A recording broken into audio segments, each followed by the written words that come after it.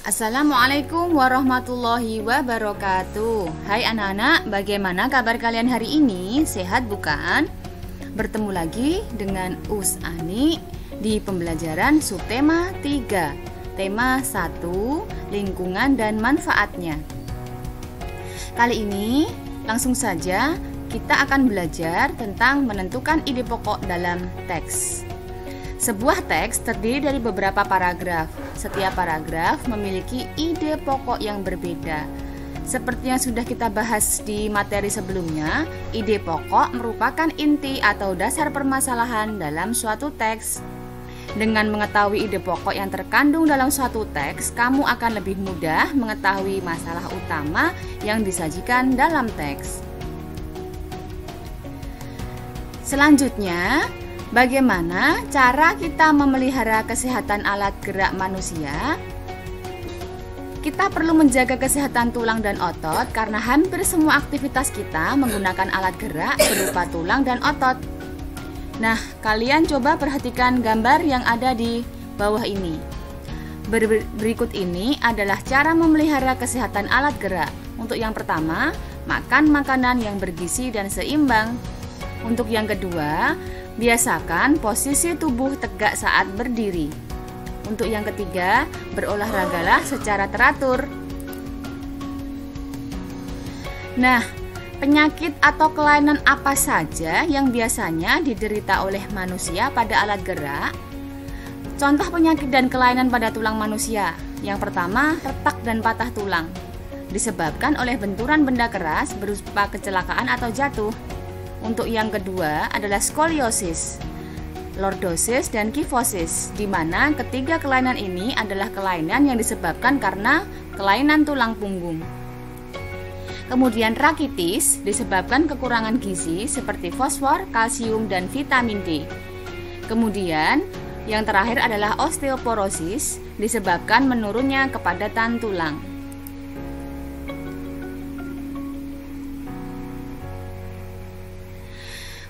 Untuk yang selanjutnya, kita akan menentukan ide pokok berdasarkan gambar. Bagaimana cara menentukan ide pokok berdasarkan gambar? Yang kamu lakukan adalah: pertama, perhatikan apa saja yang ada pada gambar dan bagaimana situasi dalam gambar. Kemudian yang kedua, kamu dapat menentukan ide pokok dari gambar berdasarkan objek-objek yang ada pada gambar tersebut. Nah, selanjutnya kita akan belajar tentang pengertian komik. Apa yang disebut dengan komik?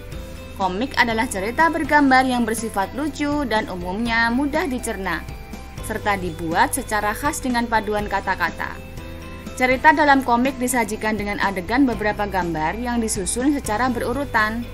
Fungsi kata-kata pada komik adalah untuk menjelaskan, melengkapi, dan memperdaya penyampaian gambar secara keseluruhan. Nah anak-anak, selanjutnya, bagaimana pengaruh kondisi geografis Indonesia sebagai negara maritim? Indonesia merupakan negara maritim. Negara maritim adalah negara yang memiliki perairan yang luas. Tidak hanya mempengaruhi kondisi ekonomi, negara maritim juga mempengaruhi kondisi sosial seperti pertukaran budaya. Ada dampak positif dan negatif akibat pengaruh kondisi geografis Indonesia terhadap kondisi sosial masyarakatnya. Lalu, apa saja dampak positif dan dampak negatif dari pengaruh kondisi geografis Indonesia sebagai negara maritim? Dampaknya adalah yang pertama, memudahkan komunikasi dan interaksi antar masyarakat. Yang kedua, pengaruh budaya yang baik dari dalam atau luar daerah sehingga memperkaya keragaman budaya. Lalu apa dampak negatifnya? Dampak negatifnya yang pertama, hilangnya budaya asli karena tergerus oleh budaya luar. Yang kedua, munculnya budaya-budaya baru yang belum tentu sesuai dengan budaya setempat. Baik anak-anak, sekarang kita akan belajar bagaimana cara menuliskan ide pokok dari teks. Coba kalian ingat kembali cara menentukan ide pokok dari sebuah paragraf. Seperti yang kita tahu bahwasanya ide pokok dapat kita temukan di awal, tengah, akhir atau awal dan akhir dari sebuah paragraf. Nah, selanjutnya kita akan belajar perilaku yang sesuai dengan nilai-nilai Pancasila. Berikut adalah nilai-nilai luhur dari setiap sila Pancasila. Sila yang pertama, menunjukkan bahwa setiap warga negara berhak memeluk agama sesuai keyakinan. Sila yang kedua, menunjukkan bahwa setiap warga negara memiliki hak dan kewajiban sebagai warga negara. Sila yang ketiga, menunjukkan setiap warga negara diharuskan mencintai tanah air serta menjaga persatuan dan kesatuan dalam keragaman suku, agama, dan budaya. Sila yang keempat, menunjukkan setiap warga negara harus mengutamakan kepentingan negara dan masyarakat. Dan sila yang kelima, menunjukkan setiap warga negara harus memiliki sikap gotong royong dan peduli antar sesama. Lalu, bagaimana cara kita menuliskan ide pokok dari sebuah teks menggunakan diagram pohon? Ide pokok tidak hanya dapat disajikan menggunakan tabel, tetapi juga dapat disajikan menggunakan diagram pohon.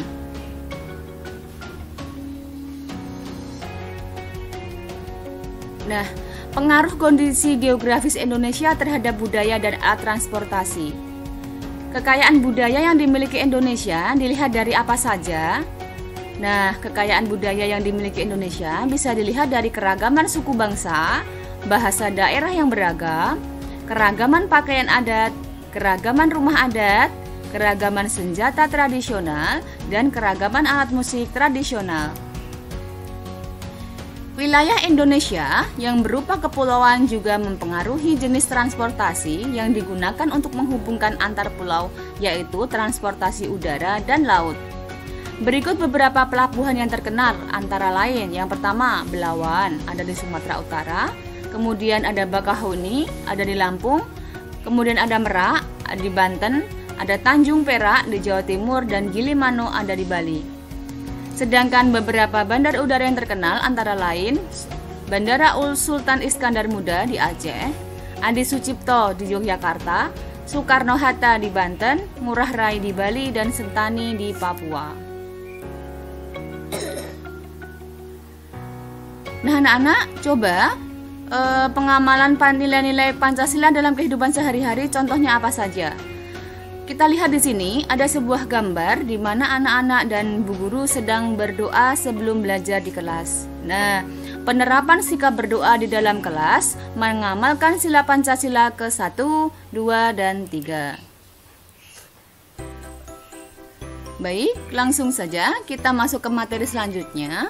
Kita akan belajar tentang kelainan otot pada manusia. Yang pertama, ada hipertrofi. Hipertrofi adalah pembesaran otot akibat bekerja terus-menerus secara berlebihan. Kemudian ada atrofi, yaitu kelainan berupa otot yang mengecil, lemah, dan menurunnya fungsi otot. Kemudian ada stiff, yaitu sakit pada leher yang diakibatkan karena cedera otot, infeksi meningitis, atau gerakan tiba-tiba. Dan yang terakhir ada tetanus. Tetanus adalah kejang atau kaku otot yang disebabkan oleh infeksi bakteri Clostridium tetani. Nah anak-anak, kamu dapat membuat ide pokok dari sebuah artikel. Nanti kalian di rumah bisa latihan cara menentukan ide pokok dari teks dengan menggunakan tabel atau diagram pohon. Selanjutnya, bagaimana ciri-ciri sebuah komik yang baik? Yang pertama, dibuat untuk menyampaikan cerita. Yang kedua adalah proporsional. Yang ketiga, menggunakan bahasa percakapan yang mudah dipahami. Yang keenam, 4, dapat bersifat kepahlawanan. Yang kelima, penggambaran watak secara sederhana. Dan yang terakhir, mengandung cerita humor untuk menghibur pembaca. Nah, sekarang kita akan belajar penyebab gangguan kesehatan alat gerak. Kelainan atau penyakit kelainan pada otot umumnya terjadi karena bawaan sejak lahir dan infeksi bakteri atau virus. Gangguan kesehatan otot dan tulang juga sering terjadi akibat kebiasaan yang salah, misalnya yang pertama, membaca buku dengan posisi tidur. Yang kedua, membawa atau memikul beban yang terlalu berat. Yang ketiga, tidur dengan posisi yang tidak benar. Yang keempat, menulis dengan posisi tubuh yang miring ke samping atau ke depan. Dan yang terakhir adalah berjalan dengan tubuh membungkuk.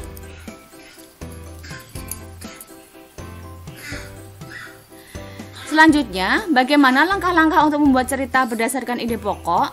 Yang pertama, menentukan topik cerita yang akan dibuat. Yang kedua, menentukan ide pokok dari cerita yang akan dibuat. Kemudian membuat kalimat utama yang berisi ide pokok. Selanjutnya, menuliskan informasi tambahan ke dalam beberapa kalimat untuk mendukung kalimat utama yang telah kita buat. Kemudian merangkai kalimat tersebut hingga menjadi sebuah cerita pendek yang urut. Dan yang terakhir, memperhatikan ejaan dan pemilihan kata saat membuat dan merangkai kalimat menjadi cerita pendek. Nah, langkah-langkah membuat komik adalah sebagai berikut. Yang pertama, menentukan tema dan judul komik, membuat sketsa, memberikan tinta atau inking, memberikan warna atau coloring, dan yang terakhir membuat teks atau lettering pada komik yang ditulis dalam bentuk balon kata di dekat gambar tokoh. Nah, anak-anak, untuk tugas kalian pada pertemuan kali ini adalah kalian akan membuat sebuah komik. Kemudian ikuti langkah-langkah yang sudah Usani sampaikan di materi ini, dan kalian bisa membuat komik di buku gambar atau di kertas HVS. Untuk pengumpulannya, Us beri waktu sampai hari Jumat tanggal 13 Agustus 2021. Nah, anak-anak, demikian tadi materi tema 1 subtema 3 pada minggu ini. Tetap semangat dan selalu ceria. Dan juga jangan lupa berdoa, semoga pandemi kali ini segera berlalu dan kita bisa segera bertatap muka lagi dengan yang lainnya. Demikian, wassalamualaikum warahmatullahi wabarakatuh.